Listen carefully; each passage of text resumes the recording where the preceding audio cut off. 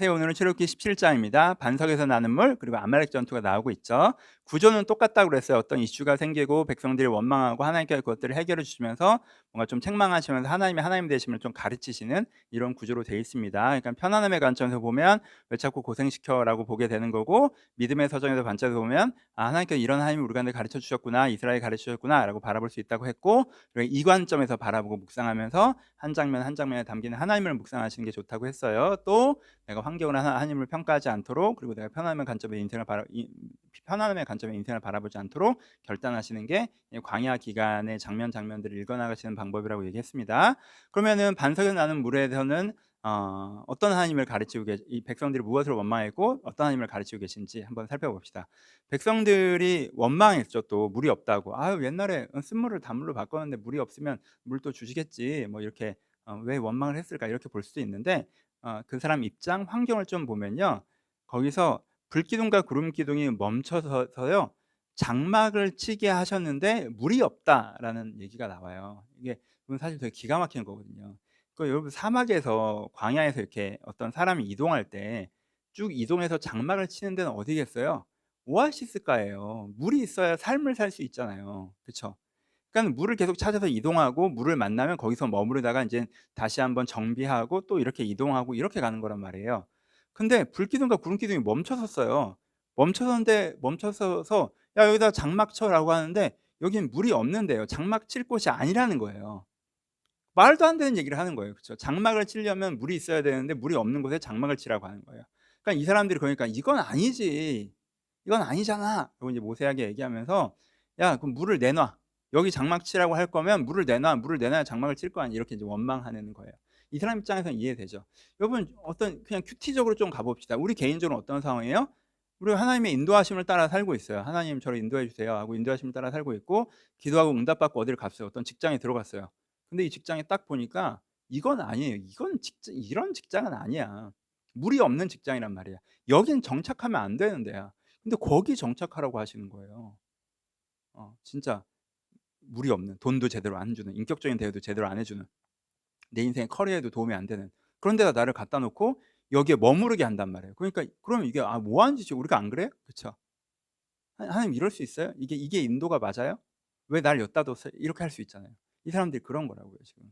물이 없는데 불기둥이 멈춰졌어요, 구름기둥이. 여기에다가 이제 장막을 칠해요. 이게 기가 막힌 일이라고, 환경적으로 보면. 그쵸? 그런데 이 사람들이 문제라고 했죠. 왜요? 환경만 보고 원망하면 안 되고 물어보고 간구하고 하나님 앞에 겸손하게 우리의 나약함을 고백하고 그러면 되는데, 막 원망까지 간 게, 자기의 생각을 확신하는 게 문제라고 얘기했어요. 그러니까 여러분, 여기서 배우셔야 돼요. 그러지 않으셔야 돼요. 여러분, 환경으로 하나님을 평가하기를 멈추셔야 돼요. "하나님, 물이 없는데 어떡하죠?" 라고 하시면 되지, "하나님, 어떻게 나한테 이렇게 가시면 안 돼요. 우리를 죽이려고 이렇게 가시면 안 되고." 알았죠? 어찌 됐건, 그럼 하나님께서는 이들 가운데 뭘 가르치려고 하셨죠? 하나님께 이들 가운데 반석에서 물이 나게 하셨죠. 뭐예요? 안 보이는데, 그 안 보이는 것 뒤에 사실은 있는, 물이 없는 것 같은데 돌판만 보였는데 이건 돌덩이라고 생각했는데 알고 봤더니 샘인 그것들이 이제 보이시죠. 그러면서 여기서 뭘 얘기하냐면, 그들이 하나님이 우리 가운데 있는가 없는가 시험하여, 이런 표현이 나와요. 그래서 이 사건을 통해서 하나님께서 뭘 가르치는 거예요? 임마누엘, 우리와 함께 하시는 하나님. 하나님이 없어 보여도 너와 함께 계셔. 지금 하나님께서 너를 인도하시지 않는 것처럼 보여도 하나님은 사실 너와 함께 계시다. 하나님께서 나를 버려서 나를 인도하신 것이 아니라 말도 안 되는, 그냥 던져버리신 것 같이 느껴질 때에도, 물이 없는 거에 장막을 치라고 하는 것 같은 그때에도 하나님은 우리와 함께 하셔.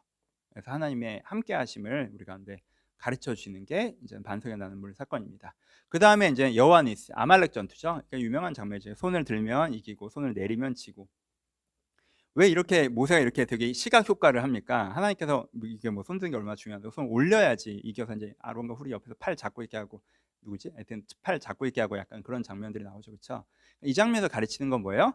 하나님께서 여기서 얘기하셨죠. 하나님께서 "내가 너의 깃발이다라는 걸 이제 가르치려고 하셨어요. 그러니까 승리하게 하신 하나님을 가르치려고 하셨어요.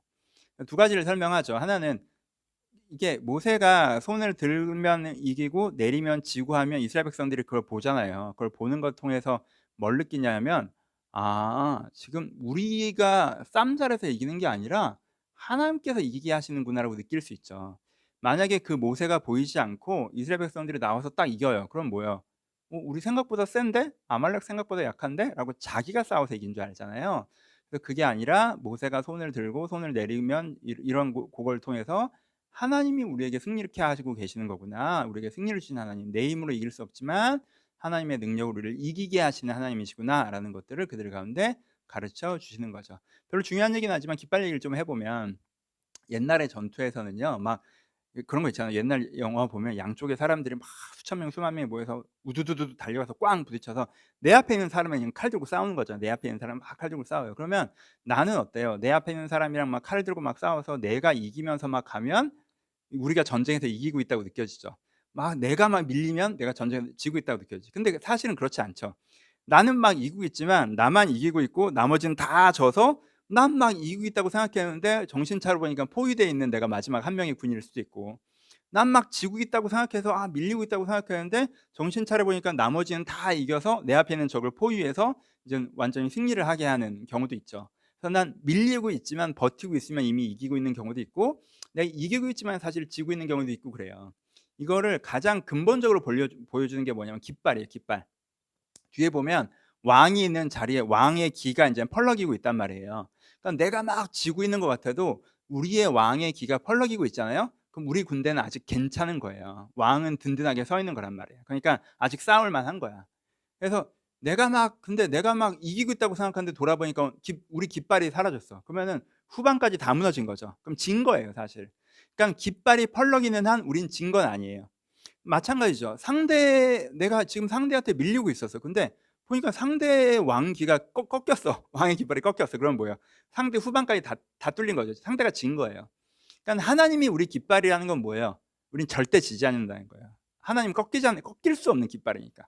하나님이 우리의 깃발인 이상 우리는 절대 지지 않아요. 이긴다라는 거죠. 그래서 여호와 니스라고 하는 건 너희는 지지 않아. 너희가 나의 군대인 이상 너희는 지지 않아라고 말씀하신 거예요. 그렇죠. 이것들을 그래서 승리케 하신 하나님을 가르쳐 주고 있습니다. 여러분 여호와 니스를 기억하세요. 그렇죠. 하나님 여러분들 깃발 되시면 그 깃발은 꺾이지 않습니다. 우리가 하나님 편에 서서 하나님의 싸움을 싸워 나갈 때 우리가 승리합니다. 우리가 패배하는 이유는요. 하나님 반대편에서 하나님과 싸우기 때문이에요. 우리의 욕심으로 싸우고 우리의 지혜로 싸우고 우리의 세상적인 어떤 방법과 계획으로 싸우면 우리가 근데 패배가 있을 수 있지만, 우리가 정말 하나님의 편에 서서 하나님 안에서 내가 하나님에서 새로운 사람이 되고자 세상을 바꿔가고자 이렇게 건강한 싸움을 싸워 나갈 때 하나님께 분명히 우리를 승리케 하십니다. 이 믿음을 이 하나님을 우리가 배우고 믿고 알아가는 것도 필요하겠죠. 광야 학교 되게 좋지 않아요? 여러분 이런 하나님을 알아가셨으면 좋겠어요. 나를 바꾸신 하나님, 나의 창조자와 공급자 되신 하나님, 그리고 나와 함께 하신 하나님, 나를 승리케 하신 하나님. 여러분 하나님 이런 분이십니다. 여러분들이 그 하나님을 하나님께서는 이스라엘 백성 이런 체험으로 가르쳐 주셨는데, 여러분들에게도 그런 체험을 주셨다면 그걸 다시 한번 기억해 보시고 아니면 이 말씀으로 그 하나님을 믿으시면서 또 그런 경험도 해가셨으면 좋겠어요. 그래서 오늘은 이 두 하나님 임마누엘의 하나님과 우리에게 승리하게 하신 여호와 니스의 하나님을 묵상하시면서 은혜 받으셨으면 좋겠습니다. 감사합니다.